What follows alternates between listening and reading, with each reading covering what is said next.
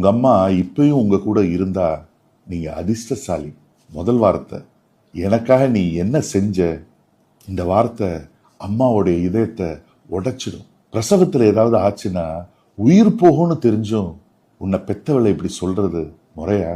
ரெண்டாவது, உனக்கு எதுவும் தெரியாது. இந்த வார்த்தையை மட்டும் தயவு செய்து சொல்லாதீங்க. யாருக்கிட்ட பேச, சாப்பிட, நடக்க கத்துக்கிட்டோமோ அவங்க கிட்டயே இப்படி சொன்னா சூரியனுக்கு பிரகாசிக்க தெரியாதுன்னு சொல்ற மாதிரி. ஒருவேளை இன்னைக்கு இருக்கிற டெக்னாலஜி அவங்களுக்கு புரியாம இருக்கலாம். ஆனா நம்ம எதுவும் சொல்லாமலே நம்ம கஷ்டத்தை புரிஞ்சுக்கிற மனசு அவங்க கிட்ட இருக்கு.